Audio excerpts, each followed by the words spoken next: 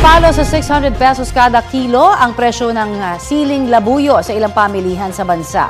Sahang unti-unting babalik sa normal ang presyo ng siling labuyo pagpasok ng Nobyembre. Wala pong natutuwa ng mga magulang dahil ang kanilang anak ay naging adik.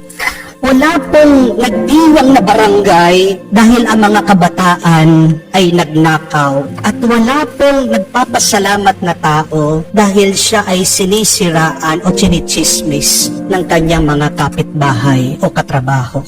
Hindi po gaganda ang buhay natin. Hindi po magiging langit ang buhay natin kung tayo ay babad sa kasalanan at pagkakasala. Oo, alam ko po, tao lang tayo. Pero tandaan niyo po ito, meron din tayong espiritu galing sa Diyos.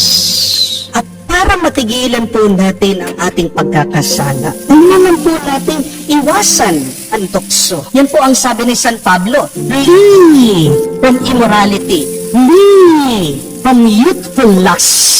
Kung matatandaan niyo po ang kwento ni Jose na nananaginip sa libro ng Genesis, siya po'y inakit, tinukso ng asawa ng isang opisyales doon sa Ehipto. Pero anong ginawa daw ni Jose nung nakita siyang tinutukso siya, inaakit siya? Bigla daw siyang tumakbo. Joseph, flee! Joseph, ran away!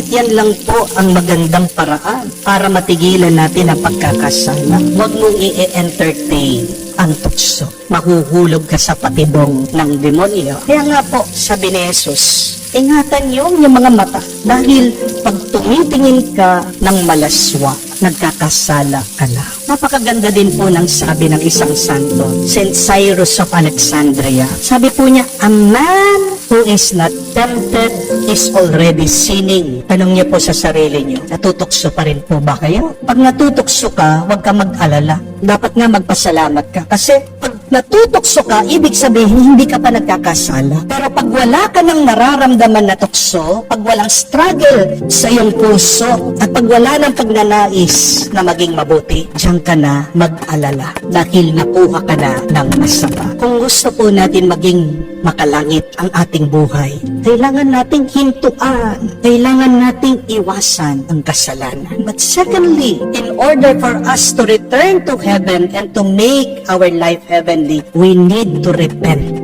Sisi, tandaan niyo po, ang mensahe ni Jesus nung una siya nagmisyon ay ito, magsisi kayo sa inyong mga kasalanan dahil malapit na ang paghahari ng Diyos.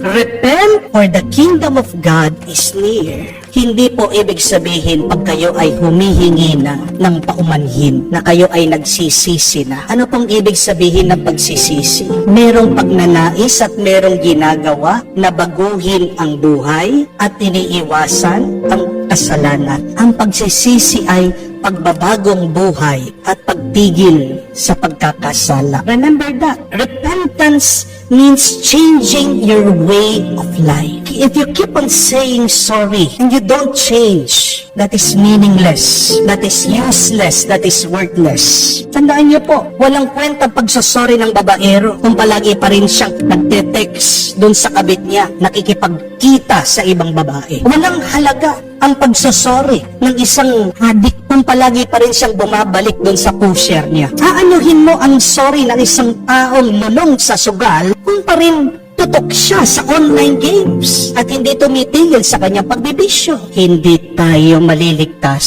kung wala tayong pagsisisi at pagbabago ng puso.